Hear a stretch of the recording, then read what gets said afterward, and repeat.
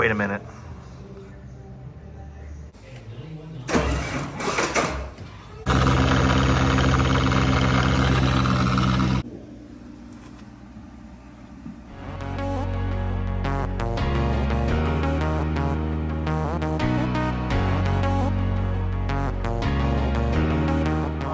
What is up? It has been a little bit since I have posted on here, and I do apologize. Sometimes life gets busy, I'm sure, as everybody knows.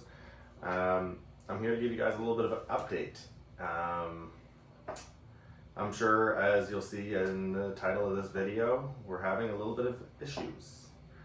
I ended up selling my BMW 535, the cheapest BMW F10 in North America, and I really haven't seen anybody pick up a running and driving one for the price that I got mine for in the past few years. So if you want to find out a little bit on that car and the issues I had on that, go check out a few videos before. But right now, we are here to talk about the vehicle I replaced that one with. So I made a good profit on that car. We'll go over that in a future video, because the main focus on this video is going to be showing you the car that I got, and also showing you a major problem that I have that is going to cost thousands and thousands of dollars, and hopefully not write the vehicle off. So I had parked the vehicle right at the end of the fall. I purchased it, I think it was right at the end of August. So I got to drive it for about a month and a half, enjoy it for a little bit before the weather got shitty. And I just parked it in my shop, didn't think much of it. Just like I do with any other vehicle I've ever had. I've got tons and tons of vehicles. I've been storing cars for many years, I've never had any issue. So about a couple weeks ago, I poked my head in it right around Christmas time, and the smell inside of that car was unbearable. And if you have ever dealt with rodents, you know the smell that I'm talking about. So unfortunately, rodents had gotten into my car, and it's not good. It's really not good. If you know the channel, you know I do auto detailing for a living, so there's not really much I can't clean. But when you get something in there that starts eating on your seats and chewing on some wires, there's things I just can't clean. So unfortunately, we had to call the insurance company. I didn't even have the car for 2 months. I haven't had to make an insurance claim in 10 years. So it sucks. And this is one of the nicest cars I've ever had. It is definitely the most money I've ever put into a vehicle, and it is really sad to see that it is in this state right now. But fortunately for the channel, it's going to make some good content, because we get to tear the entire interior out of the vehicle and hunt down this rodent, which I'm pretty sure is still in the vehicle, which I'll come out and show you. And I guess there's no better time, we'll go out and show you the car too. Alright, so here it is. No, I'm just kidding. I didn't I didn't get rid of my BMW for a Jetta. That's just my winter beater. Here is my C5 Corvette with a Targa top, 6-speed manual, has the infamous LS motor, and most importantly, some 243 heads. What is that? Oh no. So if you look down there on the little bit of grease on my engine block, those 3 lines kind of look like claw marks, and pretty sure that is what those are. So yeah, we have a little bit of a rodent problem here. As you can see, I've got some sticky traps set all over the vehicle. Underneath said sticky traps, we have some rodent turds, which is great. It's what you really want to see in your Corvette. When I first noticed it, I vacuumed out all the turds on the inside, which was all right. We need to get that done. And I set a bunch of traps.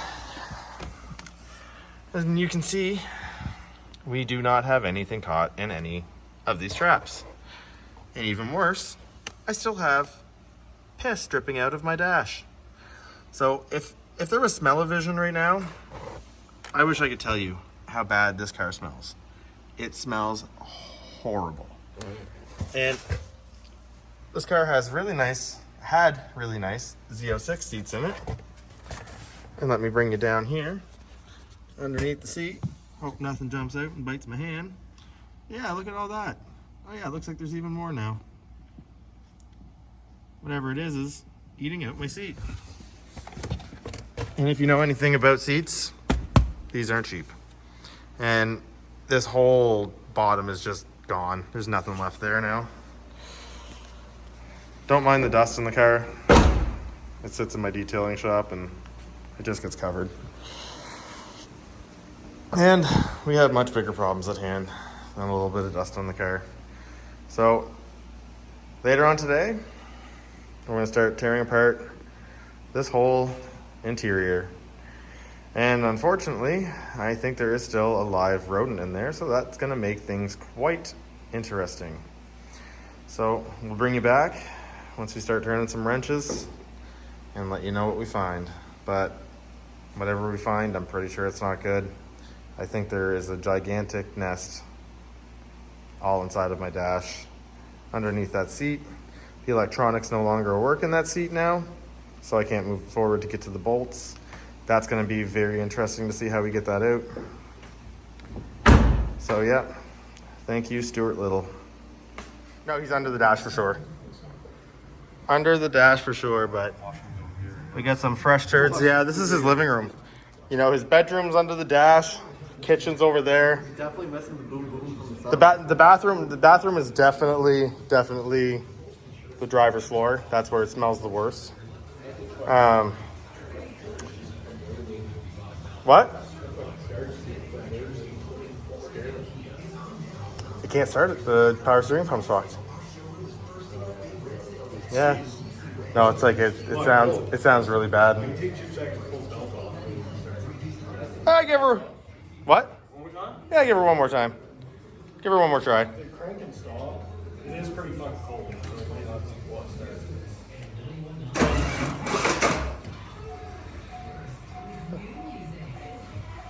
Is that all over crank?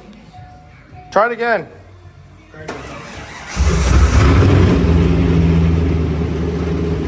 There we go. That does not sound great.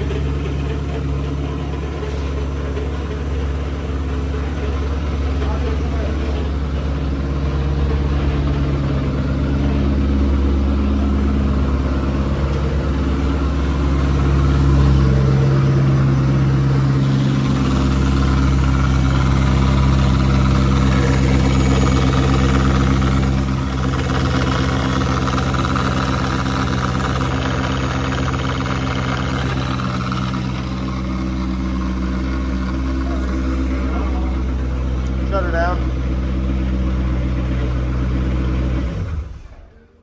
All right, so you can see some of the damage there, but right there was where he got all of his foam from.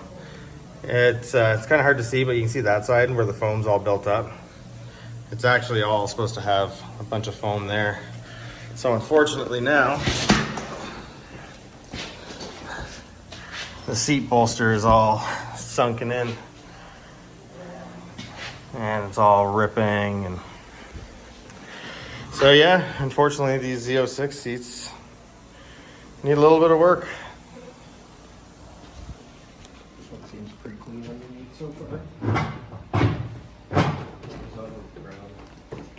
Oh, that one was still for rent. Nobody rented it out yet. That's nice. So yeah, those subwoofers were absolutely terrible to remove. Don't know what somebody was doing there with those screws, but a little bit of a mess. We'll get that all cleaned up. Not very much happening on the passenger side. Driver's side is where all the action was. So yeah, good excuse to remove all this old wiring and get it all cleaned up.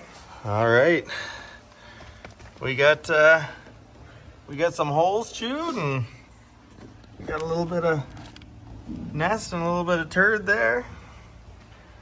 It's not great. Oh, yeah, that smells really bad.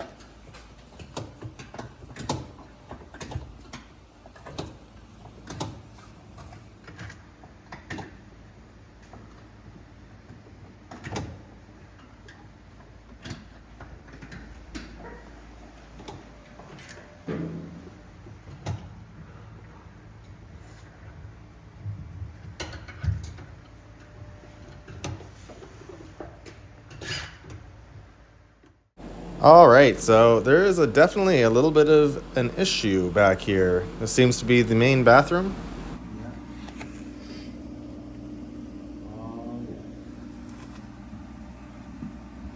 That's not good.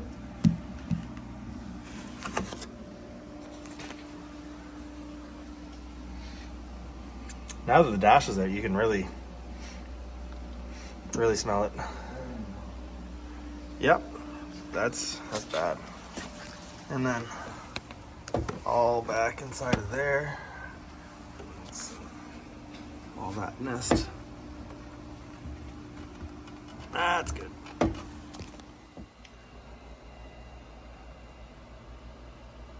And at the end of day one, we've got pretty much everything out that needs to come out, other than the heater box.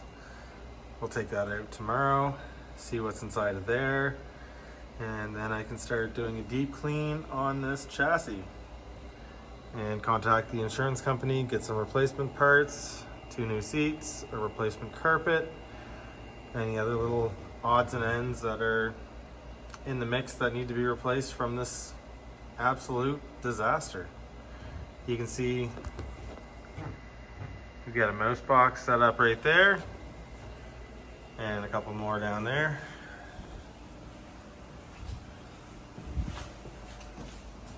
A little bit of a leftover nest. I think we pulled that out of that speaker box. And yeah, that's a mess. It smells so bad. We have the ozone machine in here right now.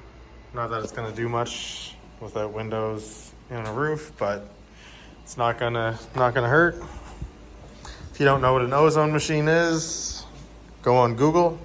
It's a little device that kills a bunch of the bad stuff in the air and makes things smell better. Actually, it makes things smell really bad, but then that kind of ozone smell goes away. But this does not smell good right now. It is really gross. But I'm glad we got it done. The only thing I've found so far that has been chewed are all the vacuum lines, suspiciously, to the blend doors for the kind of climate control system. So that's gonna have to all get repaired. But good news, I don't really see any wiring that has been chewed, and that would explain when I was starting to clean the car out. I was finding little bits of this, but there was no wire inside, and that's because it is just the vacuum hose. There never was wire inside of it. All right, so another night, we're back at it. We got to get that heater box out, and to get that heater box out, of course, you have to take apart the intake of the engine to get out a few bolts back there. So that's what we're working at now. We've already got the fuel rails off, the injectors are out, and getting ready to pull that off. Very interested to see what we find in that box, because it smells absolutely horrible. When you lift that thing up, whew, the smell that comes out of there, let me tell you, it is not good. So pretty interesting to see what we find in there. Gonna get the vacuum out, actually start vacuuming some of this up. I don't want to go too far with it until the insurance gives the full go ahead. But yeah, we'll be doing some work in here, and it's not really pleasant to do some work in here. So I'm at least gonna get all that loose stuff vacuumed out, get the air gun blowing behind this dash, see what comes out once we get that box out, and see if we've got everything torn down far enough so we're gonna be able to clean it.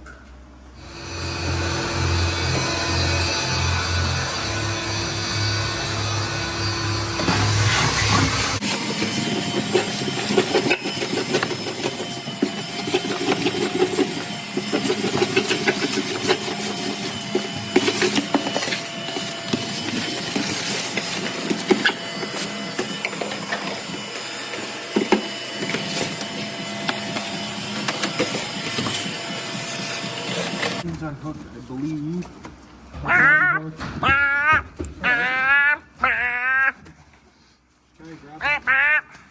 that side. Oh, you want me to help you? Sorry. That bolt's out.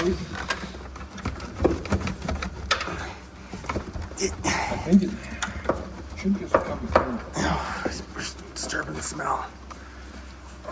My knees hurt. I'll fire this so I can stay. There's a bolt out that side. Bolt? There's no bolt. I don't see a bolt up here. The bolt's there. I don't really know what I'm looking at, but man. I think I'm getting everything. Feels like it's buttoned up top here.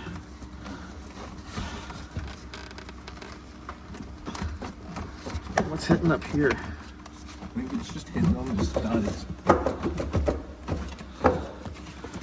And there we go, with lots of fighting. We have the heater box out. Let's see, those are the coolant lines that go to the heater core and AC lines. There is 2 bolts on the other side of the firewall, so everything under the hood had to come out just to access pretty much those 2 bolts. And now the car is actually pretty much almost 100% stripped. We're gonna leave that stuff in. Crash bar, there is no damage to any wiring. Now we've got access to everything under the hood.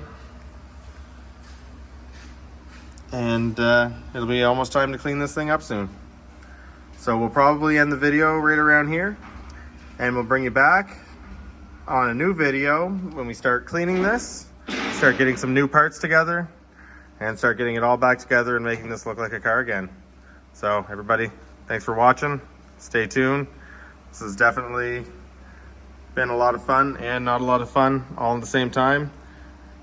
Big thanks to Calvin and Mick for coming out and helping me tear this thing apart, and hopefully coming back and helping me put this back together, because yeah, have you ever got one of those 10,000 piece puzzles? That's pretty much what my Corvette's feeling like. So